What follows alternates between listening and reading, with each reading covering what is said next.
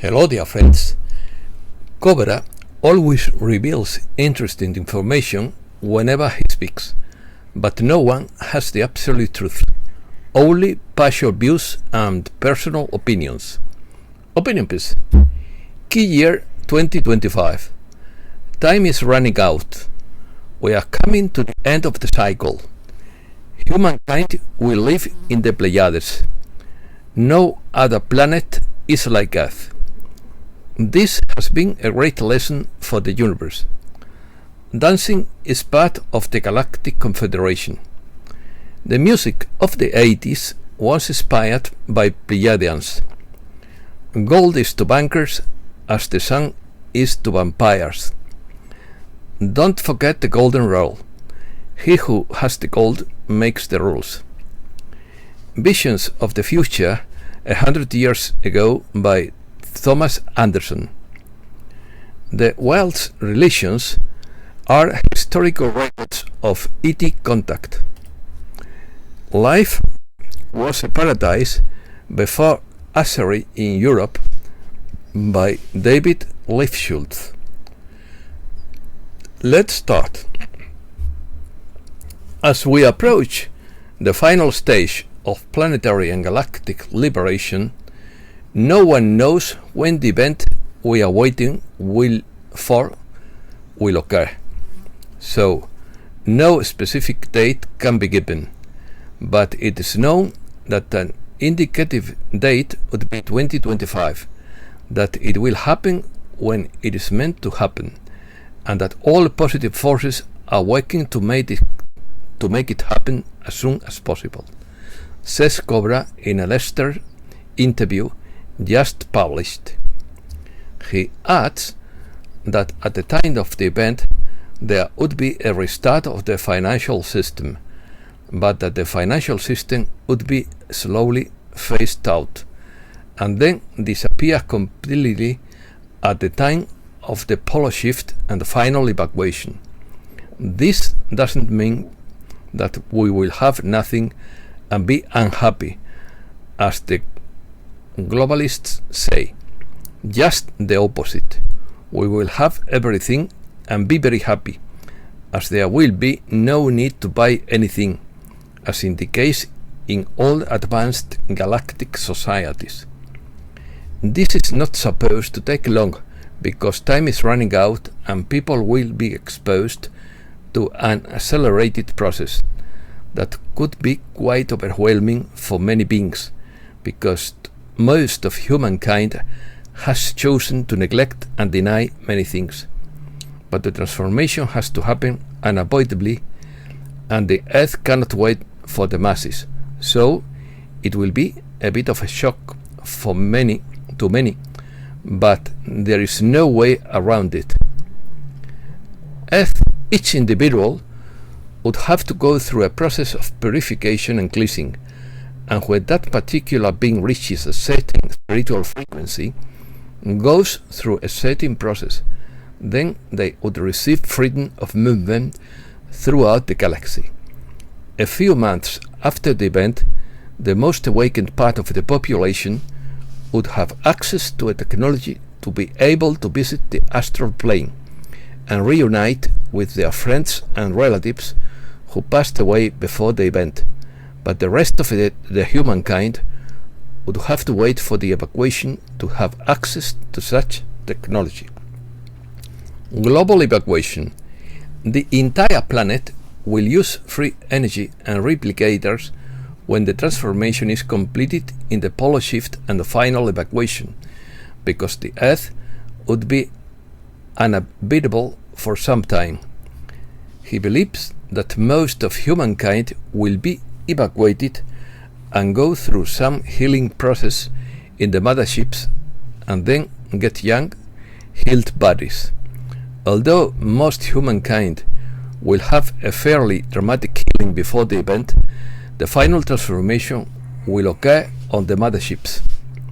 Cobra reveals that the evacuated humankind could be comfortably housed on a planet in the Pleiades, where there is more than enough space to accommodate 70 billion souls. The new home would be a physical planet whose frequency vibrates between the 4th and 5th dimensions.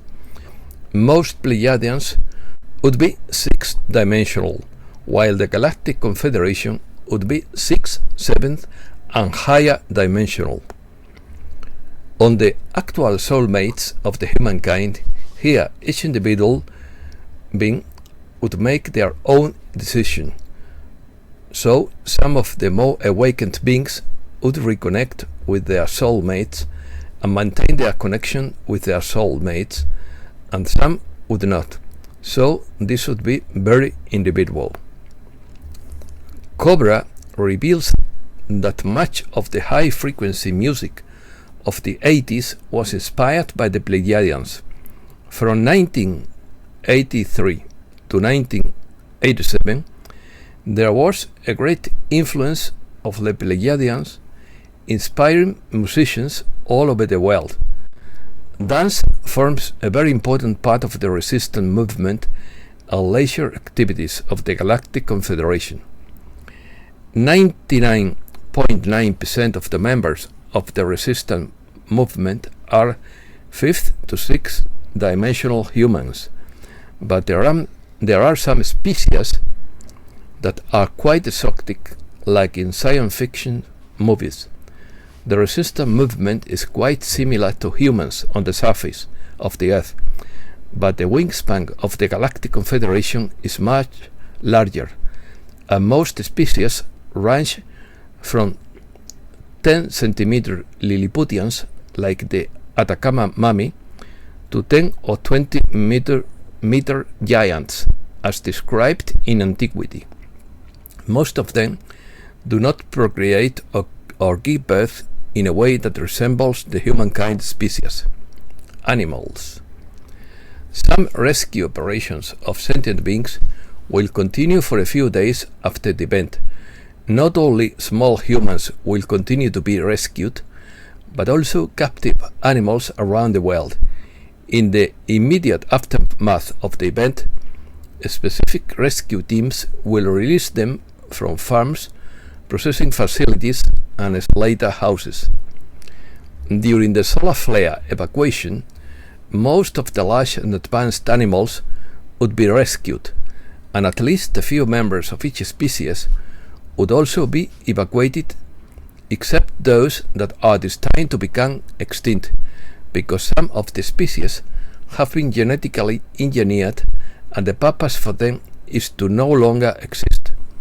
Many of them would be transported to the planet in the Pleiades star system, where humankind would live, and some of them would go to other planets where they could have a pure and pristine natural environment. We will be able to take our pets with us during the evacuation after the event, and most of the dogs will be evacuated, but most of the animals will choose to live in natural environments, although the emotional bond that was created between animals and humans will remain. When darkness was created millions of years ago, there was a very drastic negative situation in which the dark forces threatened the entire universe with dark technology and demanded that source withhold information about dark technology from ascended beings. The full details of that information have been released over the last few years, because we are coming to the end of the cycle and all of this needs to be cleared up. However, the Galactic Federation cannot yet intervene directly on the surface of the planet, because that would set off booby traps called toplet bombs, and the cure would be worse than the disease. And there is still a lot of primary anomaly to be cleared near the Earth's surface, and the Galactics cannot yet fully handle so much anomaly with their technology, but progress is slowly being made. There would be no other planet similar to Earth in war, famine, disease and suffering, because this is about to end. But besides that, no other planet is like Earth. There has been no other planet that has gone through an Earth-like situation in the known universe or in known cosmic history. Nothing like this has ever happened anywhere else. Earth's order has been able to show the cosmos that things have to be handled very differently from now on. This has been and continues to be a great lesson for the entire universe.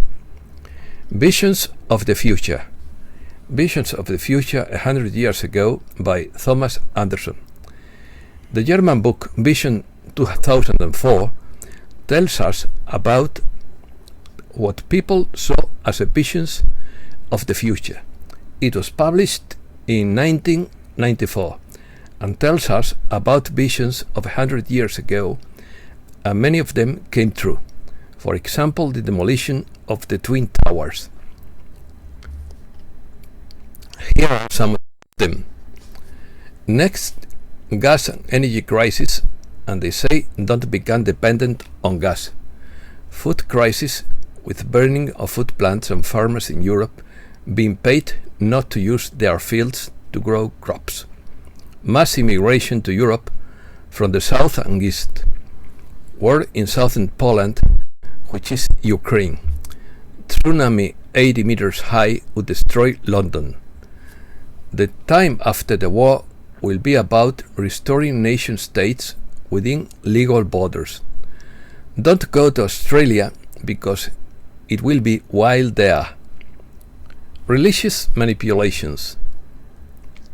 Wild religions would be historical records of ET contact and genetic experiments in multiple Edens, according to Dr. Michael Salla. Paul Wallis is a best-selling author and Anglican Church scholar who has detailed how Christian, Hebrew, and other religious texts are historical accounts of extraterrestrial contact. In this trilogy of books, Escaping Eden, he describes how church leaders concealed or removed ancient biblical records of ET contact in historical conclaves to promote a monotheistic version of religious encounters. This has led to a confusion between one absolute God and multiple extraterrestrial gods in quotes that continues to this day. In addition, he says that historical religious texts from around the world describe multiple Edenic sites where genetic experiments were conducted, which account for the many ethnicities and racial groups on Earth. In his first Exopolitics Today interview, Paul Wallis explains how he made his remarkable transition from a traditional Anglican priest to a scholar to an innovative author who shattered many church dogmas about divine encounters found in fundamental religious texts. Usury. Life was paradise before usury in Europe, according to David Lifschultz. Peter John Simpson, in a pamphlet entitled Life Without Usury, quotes Thorold Rogers, professor of political economy at Oxford University in the mid-19th century, that in the Middle Ages a laborer could provide all the necessities for his family for a year by working 14 weeks. Werner Sombart, in his study of agricultural conditions in the Central Europe in the 14th century, found hundreds of communities averaging between 160 and 180 holidays a year. People took advantage of that time off to build beautiful Gothic cathedrals. The crowds did not sit in front of the television watching vulgarities, but took a different path. The modern humankind, who believe the paper money or bank credit has value when it has no intrinsic value, and live worse than a slave, or these English nobles who had half a year off to build Gothic cathedrals or go to shrines to venerate saints. Their money was gold and silver, or agrarian goods, that is, real goods.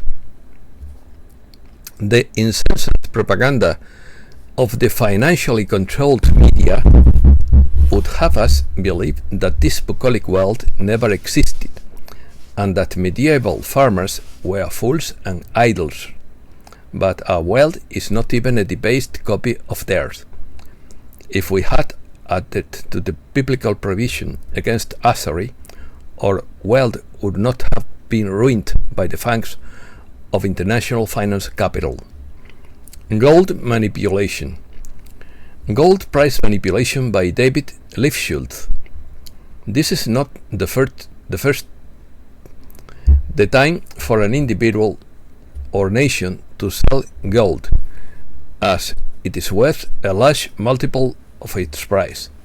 According to Ronan Marley of ValiantStar.com, gold to central bankers is like the sun to vampires. The British economic and political news site Reaction has published an intriguing and revealing piece by the well-known Peter Hambro. The piece entitled Don't Forget the Golden Rule. He who has the gold make the rules.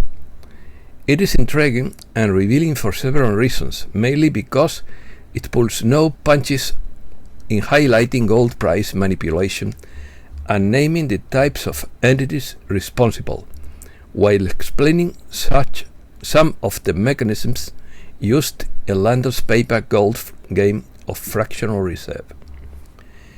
Xi Jinping and Vladimir Putin are among those who know the golden rule.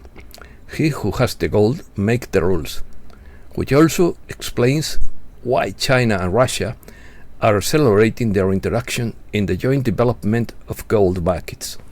And that's all for today. Thanks a lot, dear friends.